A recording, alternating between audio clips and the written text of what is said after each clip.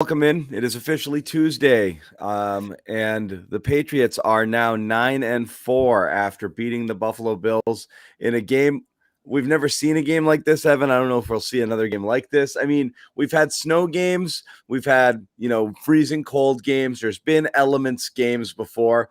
Never seen a game like this where the Patriots went out and ran the ball 46 times. I think it was 46, and threw it 3 times. And that's what happened tonight in a game that I'm sure if you're a fan, you're sitting at home screaming, throw the ball. Why won't he throw the ball?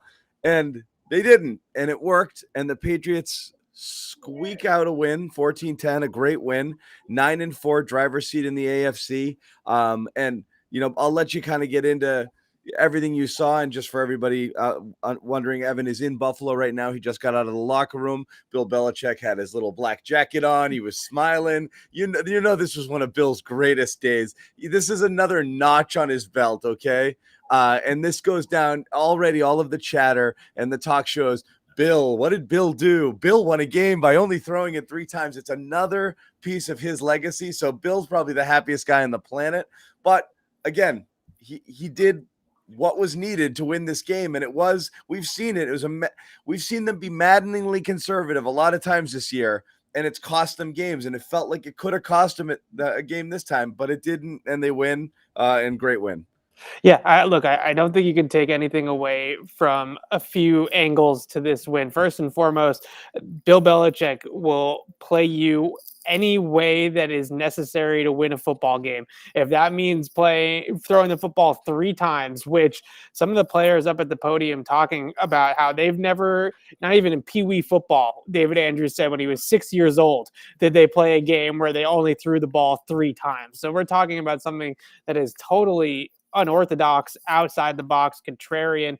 If another coach does this, and not somebody with the job security and the resume of Bill Right. Belichick, then everybody their minds are completely going off the rails, especially if you lose. And I think a lot of other coaching staffs and a lot of other coaches that aren't Bill Belichick, they lose a game like that, and they could get fired, right?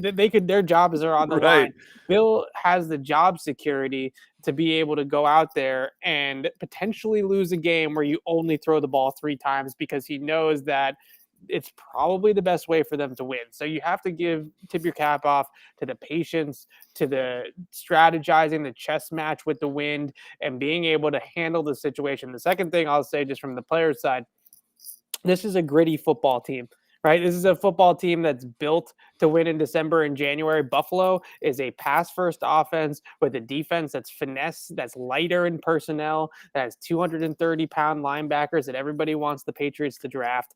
And the Patriots came in here and they physically imposed their will and ran the football down Buffalo's throats. Even when the Bills were putting 10 guys in the box, they were running the ball down Buffalo's throats. So the Pats are a gritty bunch. They're a physical bunch. They're a very, very good defensive bunch. And Bill Belichick still has the balls, quite frankly, to call a game the way that they called it, because all of us in the press box are thinking, oh, here comes the play action, or here comes the one time they throw it, or this drive they're with the wind, they're finally going to spread it out and pass the football.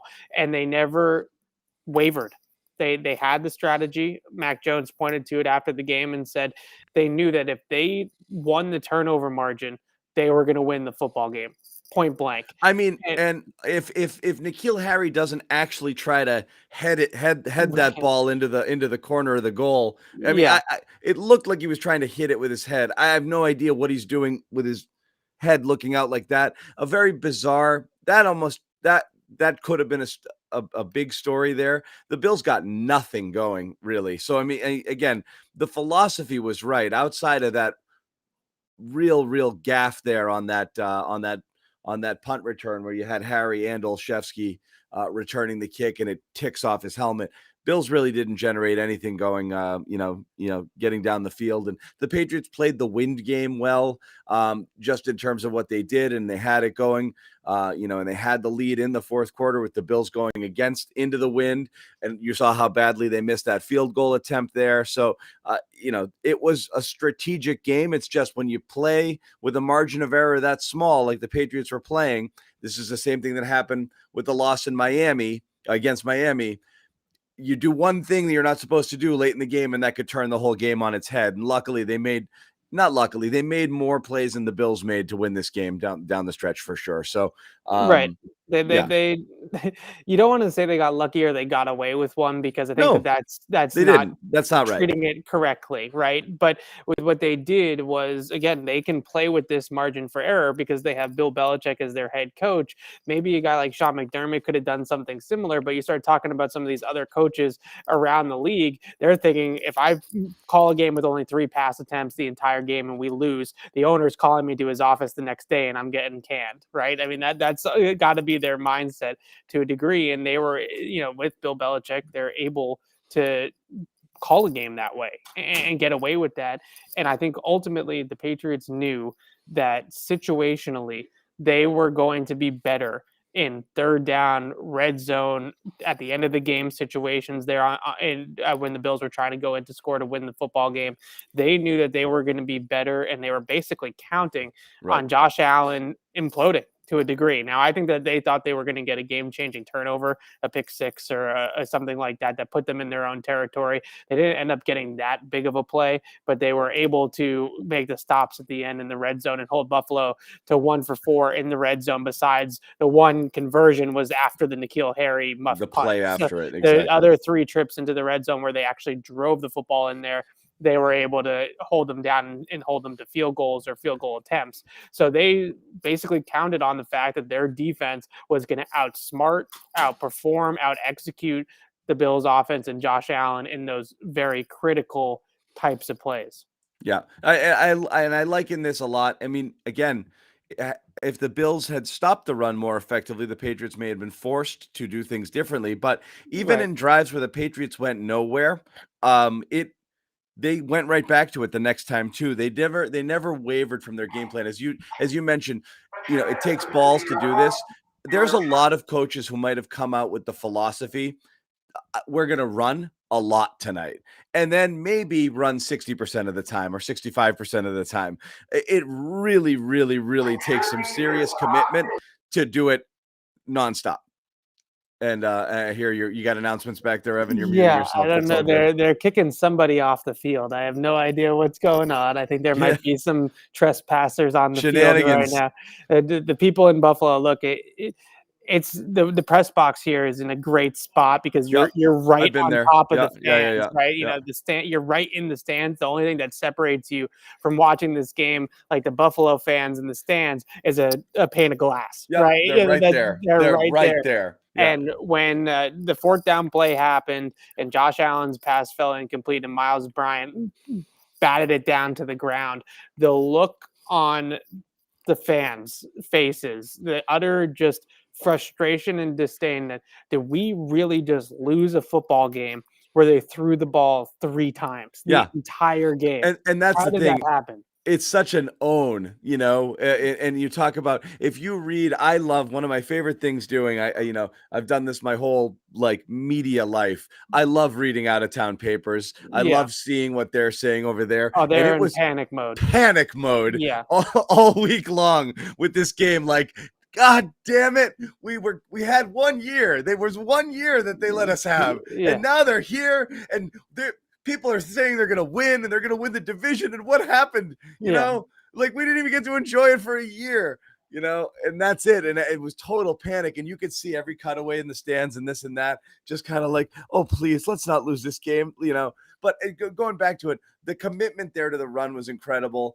Even when it wasn't working, it was like, no, we're going to do it again. And at times where you're like, as you said, well, this will certainly call for a pass or a play action, or it's 3rd and 4. And really, what are they going to do here? Just, run again and punt. And it was like, yep, they're going to run again and punt. That was, it's, call it stubborn, call it brilliant, call it whatever.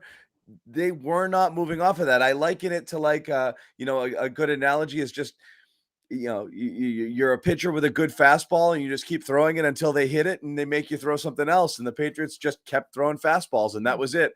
And wears you down. 220 plus yards. Great running by Stevenson. I thought making a lot out of a little on a lot of plays there for him. Obviously Harris with that big score there, when they're putting 10 guys in the box, you've only got one safety there.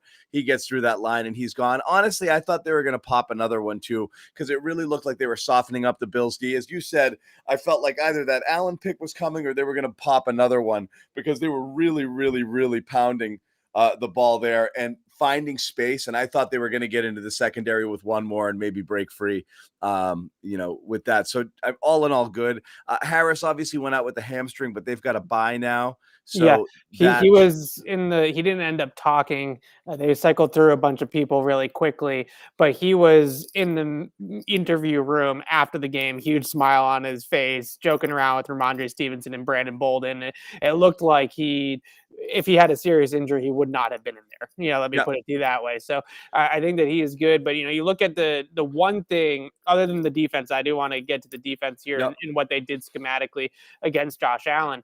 The one thing that you can take away, I think, from this game from a Patriots offense standpoint was some of the schemes that they were able to run in terms of the run game against this Bills defense. The Bills defense, I think one of the things that really causes them to struggle against the Patriots in the run game a lot of the times is that they are a 4-3 over G front. They run the same front every single week on first and second down, and they play their system and they play their hand, and you have to go out there and out execute and beat them. So early on in this game, the Patriots they had a lot of inside runs go absolutely nowhere, right? They were running into the teeth of the defense. Then finally that Nelson Aguilar end around, although it didn't gain, it wasn't an explosive play. I think it gained 8 or 9 yards or something like that. It wasn't a huge run. I can pull it up here. It only gained 6 yards, but that one threat of them actually running it on the outside like that really started to open up the entire box. And then they started, then they hit the toss right to Damian Harris. You get a great crack block from N'Keal Harry. You get Isaiah Wynn out on the pull. Jakob Johnson hits the force, and then you get the big run to Damian Harris. Once they ran the crack toss play, they started to use some different schemes inside, stuff like trap schemes or G lead plays in that later drive in the second half. And if you look at the things you're going to see on tape about this Patriots run game, that will certainly carry over to when the Patriots play the Bills in week 16 up in Foxborough. Being able to run those schemes again, I think will be successful for them again in a lot of ways. And look, at the core of it, and I know it drives the analytics people absolutely insane. They don't want to run the football. They don't care about running the football. The football is running the football is negligent or whatever you want to call it. It's less than zero. But when you talk about going out there and physically imposing your will on an opponent and running it right down their throats for 4 straight quarters and then upsetting them on their home field, that other locker room down there just now, that was a demoralized, defeated locker room, right? Really? Like where did these guys come from? Right, the evil empire. We thought that we blew up the Death Star. Right, we thought it was over. We thought that this was done. They had them on the ropes, right? And now they're back. And not only are they back, but they just came in here and they manhandled us. It wasn't even it wasn't our type of game, right? And I think in one respect, Buffalo will sell themselves on the fact that if we play their type of game, right, if it is a more pass happy, open type of game where the score does get into the high 20s or low 30s, then maybe they can win a football game like that against the Patriots. They can't beat the Patriots like this, right? They're not going to be able to beat the Patriots in the teens. That's going to be something that they're going to talk about as maybe the positive that they can take away is, well, this wasn't really a game, right? This was a once in a flash in the pan type of situation. But at the same time, I mean, watching the big brother come that. in here and beat you up one more time is You're an outdoor team playing in the Northeast in a cold weather city. Like, you got to recognize that playing this brand of football, not one where you're throwing the ball 3 times, that's silly, but playing this brand of football is important in the later stages of the season. And you're playing these guys twice in December. So yes, you're not expecting 50-mile-an-hour wind gusts in the next game, but you are expecting having to play great conditions. It's not great conditions. You got to play physical types of games here. It's not ideal. You're not in a dome. You're not in a controlled environment where you can go out and sling it 50 times. And, we've seen other Patriots teams really use this to their advantage in the past. In December, Buffalo should be a team that, based just simply on geography, certainly not in the DNA and the style of their play, but based on geography, they should be able to handle this sort of stuff. For the Patriots too, huge coming off of last week where they got pushed around in the trenches, both sides of the ball a little bit. So they kind of needed this one to man up and feel a little better about themselves. Also it was because crazy to watch the personnel that and Buffalo six had. linemen. I mean, how many times they ran? I think I read it was 64% of the 64% of snaps. They had 6 linemen out there. Right. The thing I think also was crazy was that Buffalo didn't even have the personnel to match the 6 lineman package. They don't have the bodies. They don't have the girth on the defensive line. Not heavy enough. So, right. So they're still going out there with Gregory Rousseau and Jerry Hughes and all these light edge players. And the Patriots are just kicking them out and kicking them out and kicking them out. And there's no answer to it, right? There's absolutely no answer to it. And that to me is really flummoxing because I've talked to a lot of Bills fans, Bills reporters. I've somehow befriended a lot of these Buffalo people. I think they like the analytical approach and that I'm not too much of a homer. So I've actually had a lot of conversations with them on and off the air. And the cries here in Buffalo are actually for the Palucas to build a dome for their next stadium because they have Josh Allen and they have Stephon Diggs and they have a great pass defense. And this is a dome team playing in Western New York, which is bizarre, right? But that is truly the way that they are built. And this game tonight, watching their team lose a game like this, the cries for them to build a dome here are going to get louder and louder and louder. And these fans are going to want them to be the New Orleans Saints or the Atlanta Falcons or the Minnesota Vikings and have these games played inside so that they can run their offense and they can throw for 400 yards and have the game go their way. Because after a game like this, they are built like a dome team and they have no dome. Right. Nope. So it is interesting. I want to talk about the defense too, though, because it's very fun to talk about how the Patriots just basically bullied the little brother once again. But their defense, the Patriots defense, I thought threw a lot at Josh Allen, and Josh Allen actually, for the most part, threw the ball pretty well, even with the conditions. My God, that arm, man. You know, that's where you see the arm talent. He had a couple sail on him, but my goodness, can he zip that ball downfield? Yeah, it was really impressive. Belichick said it after the game how impressed he was with Allen's ability to throw the ball through the wind. Now, some of the things that they were able to do was they were showing a lot of different coverage looks. They were showing man pre-snap, dropping into zone, playing straight man-to-man a lot of this game, though. And I think a little bit more man-to-man than what I was expecting even.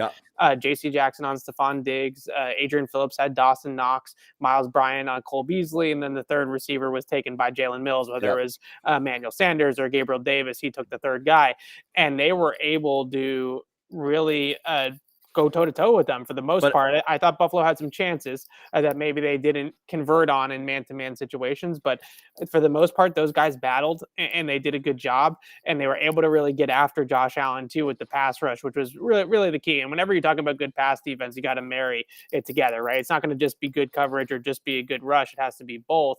But I think the two things that really stood out were, first of all, in a lot of their zone schemes, they were able to keep them in the pocket, right? Keep Josh Allen in the pocket and force him to step up through the pocket to scramble or to extend rather than escaping to his left or right. And when they did escape to the left or right, did a really good job of shutting that down as well. But very limited options for Allen to escape out of the pocket. In man situations, for the most part, they spied him. He got out that one time. That one time on that last drive, he was able to get out Judon overcommitted and over pursued, and he was able to get out for a nice scramble. But for the most part, keeping him in the pocket, forcing him up through the pocket or to step up in the pocket was critical. Yeah. There was a couple plays, and I know they highlighted on the broadcast, Van Noy kind of setting the edge, making sure he wasn't able to get outside, kind of keeping him in there. And there was just too many bodies for him to find those lanes to get moving. So that was really impressive. And I'm not surprised, given the weather, that they would opt to play a little bit more man here, because you're challenging somebody to make really good throws Right. in tougher conditions here. And again, in the whole "what did we learn" thing, it wouldn't be surprising to see the Patriots take a totally different defensive approach. In fact, you expect it when they face them in a couple of weeks here, in what's now pretty much a must-win game for Buffalo, if they want to stay in the division race, or if they honestly, at this point, the playoff picture is so tight here. They can't lose 2 games to the Patriots. So that's going to be a big one there. I know you wanted to hit defense. I wanted to quickly just touch on the flips. The other side of the coin to the running is Mac. Yes. And so That's is that the first quarter stat line, or is that the whole game? so, I mean, again, this is the only place that if we're going to quibble with how this went here, I understand this. You would not do this if you felt differently about your quarterback. So this still speaks to how they feel to a degree about Mac Jones and what he can do in pressure situations or tight situations. They'd rather minimize, the amount that he has to do, and create an environment where, he's going to make fewer mistakes, or the game's not going to be in his hands. Right. Which is disappointing if you're like a let Mac cook sort of guy, and they trust the guy and he's one of their better players, and he makes good decisions, and you want to see him do that. This to me speaks to, Bill saying, kid's not fully ready yet for a game like this, in a situation like this. So I'm taking the ball out of his hands, and whatever happens, happens. Now, again, if they weren't as successful running the ball, might he have had to mix it up? I don't know. And it could have just been a simple thing of, this is working, we're sticking with it. But I was borderline embarrassed for Mac, because to me, this spoke a little bit to lack of trust. Yeah, look, I think there's 2 ways to look at it, and I think you hit both of them. And the game that it comes to mind, even though it wasn't quite as extreme as this one, but it was close, was that 2000. I want to say it was the 2019 NFC Championship game for Jimmy Garoppolo, where I think he threw it 8 times against the Green Bay Packers, and they won the game. If you're running the football like that, and the defense isn't making you throw the ball, and on top of that, your defense is getting the job done against their offense. Because look, if Buffalo goes up in this game, right, if they go up 17-14 late in the game, or if they're putting the Patriots offense in a situation where they had to get points, then I think the game is treated differently. I do think that you open up the passing game at that point. You're not going to lose the football game running it at 3rd and 8 and running the football all game long if you're down. So I think in a lot of ways they felt like they were ahead. They felt like the only way that the dam was truly going to break on them is if they had a bad turnover on offense and they wanted to protect the football. But it's still so little. I mean, and you're talking, talking 3rd and 4, 3rd and manageable on simple, safe plays with a just quick out, and a sideline route or something that was safe.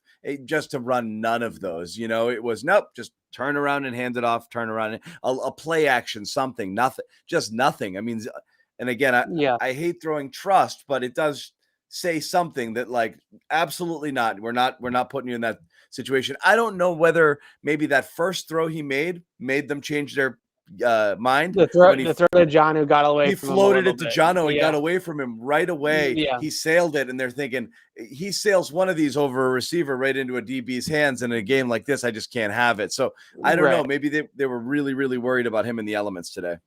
I think it was a little bit, and you do have to wonder, okay, the Patriots have been practicing in a lot of these conditions over the last couple of weeks in Foxborough, right? Wind, rain, that type of look, very cold weather. So how has Mac looked in practice in those situations as well? Because that's the one great common thing about for the Patriots, or one great strategic thing, is that they practice in this weather. Maybe not 50-degree gusts, but they practice in a ton of this weather. So you get looks here. Now, look, in a couple of weeks, the Patriots, after the bye, play Indianapolis in a dome in Indy, right? Lucas Oil. Let's see. If he comes out and throws the ball 35 times and throws it all over the yard against the Colts, then I think that we can say, okay, well, in these types of games, they're going to be run first. They're going to lean on their defense and their running game and their 2 backs, and they're going to be able to win football games like that just fine. And when the weather calls for it and they're allowed to open it up, great.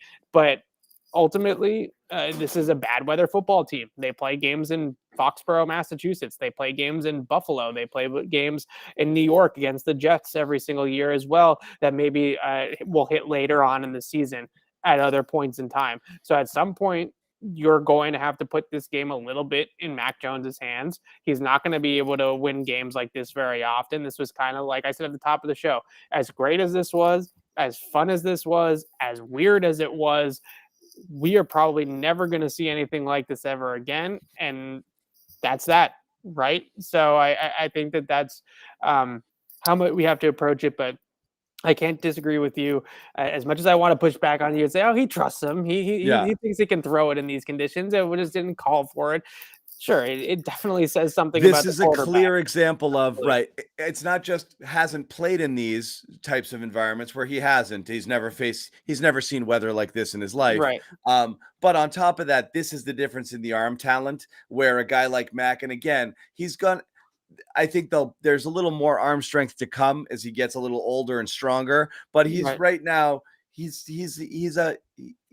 dropping balls in there, and this isn't the condition to be dropping balls. We heard receivers this week talk about how when Mac throws it, it's soft as a pillow to catch. No, you need your Justin Herberts and you need your Josh Allens out there throwing 90-mile-an-hour rockets through the wind in order for the ball to get where it needs to go in a place like this. So I also, it's just Mac's style. He's a guy who kind of touches and floats balls into spots over defenders, and this wind would just eat up some of his passes, I think. So perfect storm, literally and figuratively, for Mac not being necessarily conditioned for this, but it's still a thing. If you run into weather again, you want to believe. I mean, I think there's a difference though between snow and cold and a tornado, right? Or a windstorm or whatever you want to call it. This is totally different. Right. But what would they have done if the Bills scored a touchdown in the 2 minutes there? At that point, you have to throw it.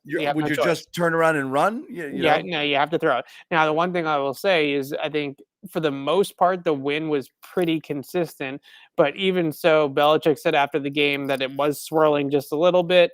And you look at when the Bills were heading with the win, is because I think that was the biggest thing on Twitter that I was seeing in my replies and stuff like that, was people were going crazy of, well, when they're going with the win, why can't they throw the ball, right? When the wind's at their backs, why can't they throw the ball? Well, that's where it gets away from you. Right. So Josh Allen tried to hit. He had Stephon Diggs behind Juwan Williams wide open down the left sideline.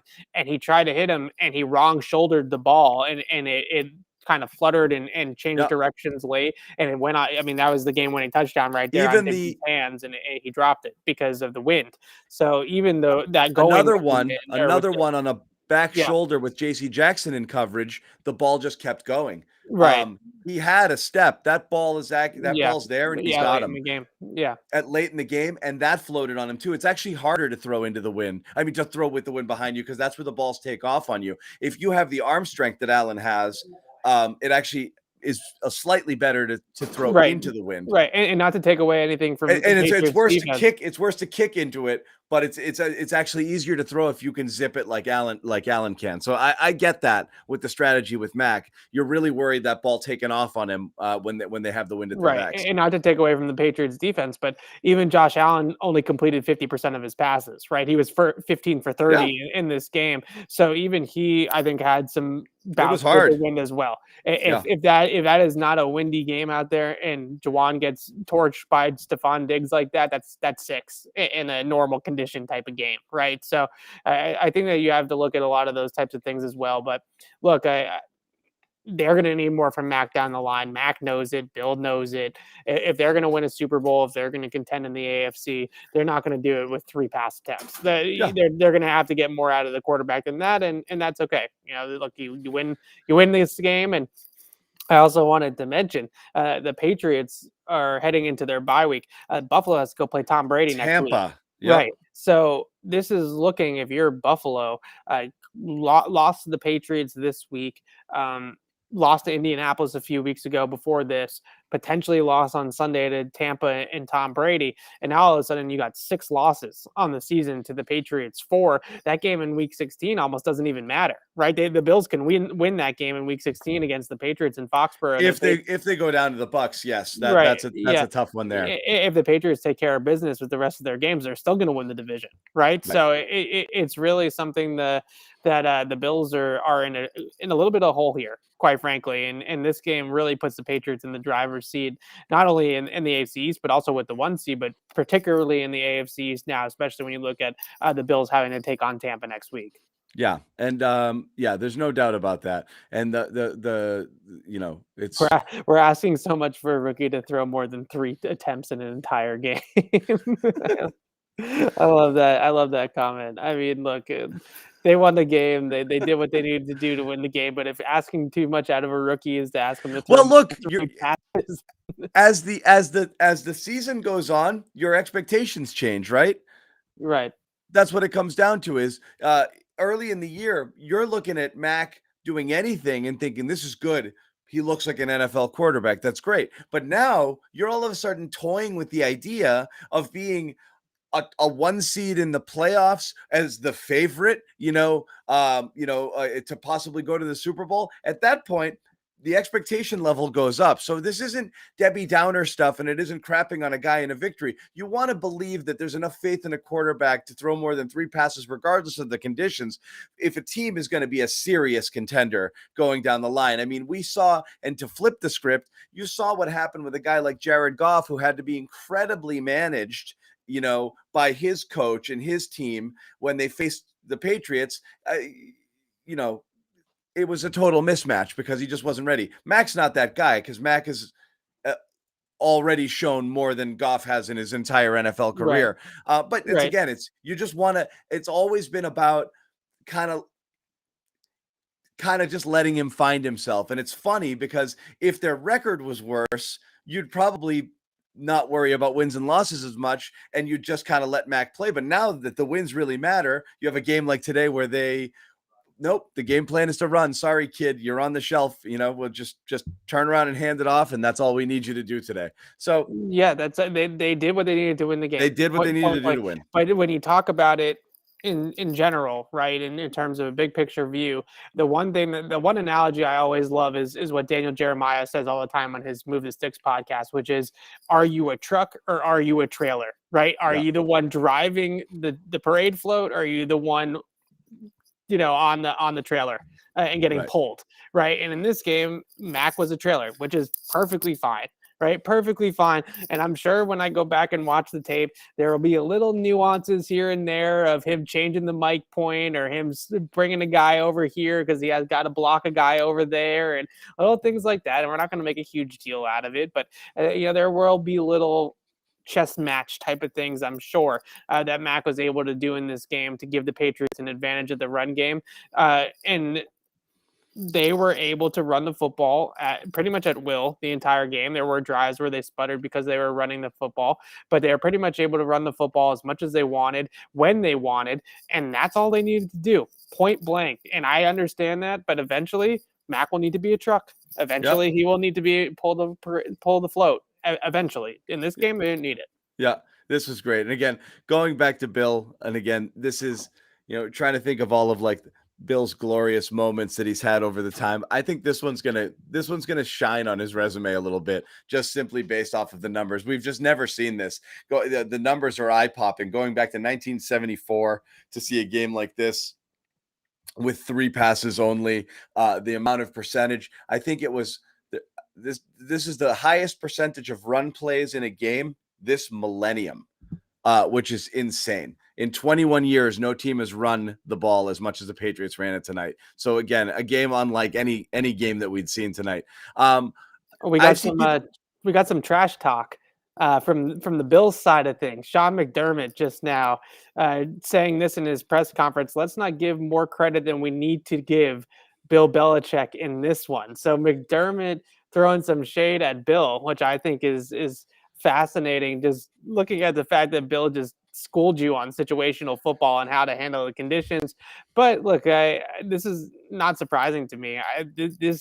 this Buffalo fan base, these Buffalo coaches, these Buffalo players, they all thought they were going to win this football game tonight. They all thought the Patriots were pretenders. Then you get thrown this curveball with the weather conditions.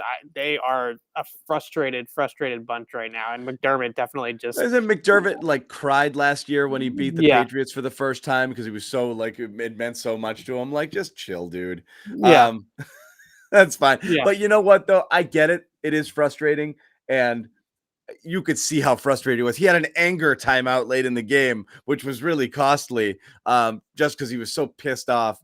You could tell that this got to him because it's like, it's embarrassing. It's embarrassing to have the ball just rammed down your throat like that. The narrative after the game is like, wow, Bill just did that to you. So he's going to wear this one for a little bit. Oh, and too, that McDermott tomorrow morning, he's going into Brandon Beane, the general manager of the Bills office, and he's saying, if we don't get heavier on defense and we don't get some bigger guys in here on defense, even if they're guys, look, the Patriots do this to a degree sometimes too, even if they're like Devon Godshaws and Carl Davises of the world, where some games they play a ton, other games they don't play much, right? But they're situational players that in these types of matchups against the Colts, against the Patriots, when teams that can run the football, we'll see what they look like against Tampa Bay next week after Leonard Fournette just ran for 4 touchdowns in that game this past was that this past week or 2 weeks ago? I can't remember. We'll see what this Bills team looks like against another team that can really run the football and out muscle you and out physical you in the trenches. You know that Buffalo is going to have to address this. They're going to draft or sign a 325-pound defensive tackle at some point, right? And try to make up for some of this. But you look at just their entire roster on defense in the front seven, outside of Tremaine Edmonds, who is a bigger guy, but more of an athletic freak, kind of like a Jamie Collins type, not really Dante Hightower much. Matt Milano basically got pulled off the field at times tonight because he's so undersized that he was just getting ran over by the Patriots. I mean, there's just no girth to this defense whatsoever. And there's nothing worse than that. Crazy, right? Because he doesn't have the personnel, right? He doesn't have the people. He doesn't have the horses. It's the most, being on the other side of it, there's nothing worse for your psyche as a player or as a coach than just being pushed around. And that's how you feel. And as you said, they're demoralized on the other side. That's what you feel like when you get pushed around for 60 minutes. And that's what happened tonight. And it's almost funny. It's almost funny that the Patriots went out, and it was like, I had a friend on a text chain comparing it to Larry Bird's left-handed game in Portland. Like, hey, let's see if we can win this one just running it. Like, let's see if we can pass 3 times and win this one. What do you think? Like, it's a dare almost. Yeah. So this one is tough. Let me ask you, you mentioned you saw Harris in the locker room. People on the chat seem to be torn about whether or not Adrian Phillips was actually hurt or buying them a timeout there late in the game. I saw it was reported, Giardi and a couple other people said they were doing ACL tests on that knee. Looking at it, I don't know if that was just to sell it. Does he look like he's okay to you? We didn't see him after the game, but they ruled him out quickly. Now there was only 2 minutes left in the game or something like that. So you're not really going to put the guy back in the game after that. Adrian Phillips is going to be one we're going to have to monitor moving forward. I don't have a clear, distinct answer right now on whether or not it was serious or not. Matthew Judon did come back in the game. He did. He's going to be fine. It sounds like Damian Harris looked totally fine, looked as happy and jolly as could be after the game. So I don't think that's the face or the reaction of a player that feels that he's going to be out for an extended period of time with some sort of injury. So guys like Judon and Harris, I feel like the bye week will do those guys wonders, and they'll be fine.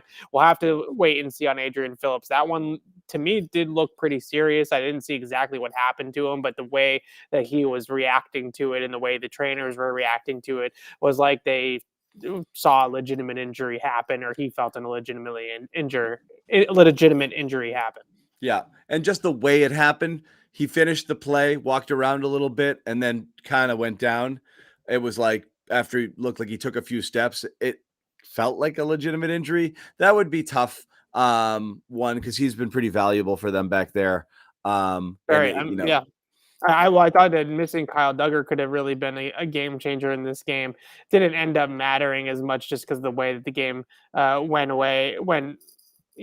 through. Adrian Phillips did tweet about 40 minutes ago, "Thank you, God." So Maybe he's thanking God Maybe for escaped one. dodging a bullet, right? I mean, that's if you read between the lines there a little bit. So, Or maybe he's thanking God for the opportunity to be an NFL player and recognizing his career just ended. oh no, oh I hope not. He's I'm a not very going there. valuable piece. I'm hoping, that he came out of that okay. Yep. And that would be good. And again, if it's just a tweak, a little MCL situation, couple weeks might put you back on track to play. Beauty of the bye week. And again, the fortune of the Patriots not being super hurt. Great recharge opportunity here, for this team. This late bye it was a grind to get here. It's hard and, to, and you talk to a lot of the players, and it's a gauntlet, right, to go 13 straight games without a bye week. Yeah, you But like now that around week 9 or so, yeah, middle but of the now that it season. hit, I think that it's actually coming at a It fantastic is. time for them because they're hot. They can recharge, they can rejuvenate their bodies and remain hot coming out of the bye. But even most importantly, I would say, is you have so much tape on yourselves at this point of the season. You have 13 games. You kind of know who you are, right? You know your strengths, you know your weaknesses. If the bye happens earlier on in the season, there might be some anomalies that are just happening because of matchups or just happening because of situation and game script and things like that, that are a little bit off the beaten path. And then you hope the coaching staff and a guy like Bill Belichick would be able to sift through that a little bit, right? Maybe more so than us, certainly. But now we have 13 games of concrete evidence of they're good at this, they're bad at that. This is something they could improve on. This is something that they needed to lean into more because it's a strength of theirs.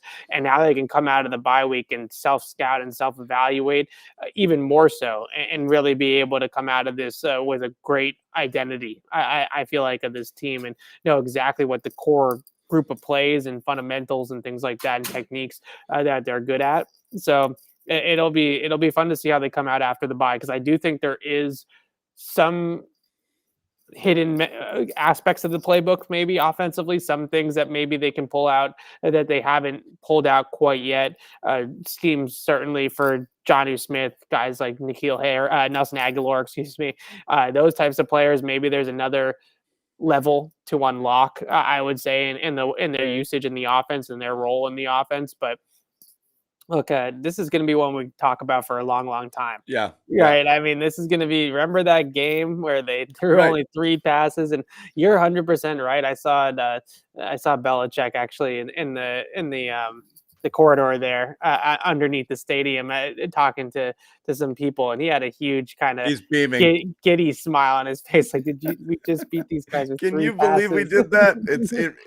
Yeah. It is. It's one of those. It's A one of those games. a lot of noise too from the Patriots locker room. You don't normally hear that type of loudness by the time the media gets in there. We're not allowed in the locker room anymore, but by the time the media gets into the interview rooms now, usually they've hit the showers already and kind of cleared out a little bit, and the atmosphere has kind of died down to a degree.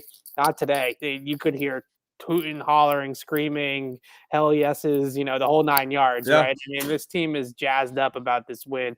They're jacked up. They kind of feel like they just bullied. Like I said, they bullied the little brother again. On national TV on their own field. They went out there and they beat them up and punched them around the playground a little bit again. And I think that is, they're riding that wave right now. That not just the 7-game winning streak, but just tonight in a vacuum, being able to do that, I think was you could hear it. It's refreshing to it's they like each other, and they like what they're doing, and they have each other's backs, and they believe in it. So it's a fun team to cover in this regard, because it's just got a vibe. Like we went through those last couple of years of Brady and everything being serious and everyone being grumpy and everything being mad. There's definitely a good vibe to what's going on here. I want a quick shout out to the viewers here. We're up over 1,000 this late in the night. Live, people have been in and out all night. But thanks for hanging with us. It's late. We'll keep it going a little bit. If you throw something in the chat here, we'll try to get to it. Evan's got some writing and some work to do, so we'll only linger for a few more minutes, then we're going to wrap it up. But if you have anything you want to ask, we can take a quick peek ahead. I know we've got the bye. The Colts on the other end of it, a really interesting team. They're the #1 scoring offense in the NFL right now, and that run game is insane. So again, what's interesting about tonight is this is now the second straight game against you had this 4-game stretch circled on the calendar, Tennessee, Buffalo, bye, Indy, Buffalo as kind of this critical make or break moment. But because of Tennessee playing with massive injuries all over the place and really unable to do anything in that game, in a game that Patriots won by a lot, but they actually kind of played like crap and got bullied, and Tennessee ran the ball a ton on them. And then this game in Buffalo with extreme weather conditions. We actually have 2 straight weeks where you didn't learn much. You haven't learned as much as you would like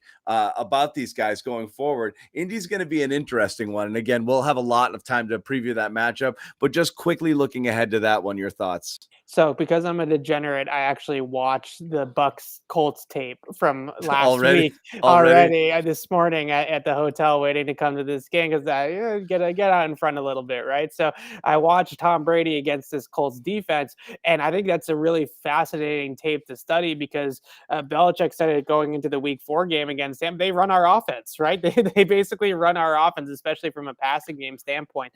So you look at some of the things that they were able to do against Indianapolis, the zones. They're a very zone-heavy team.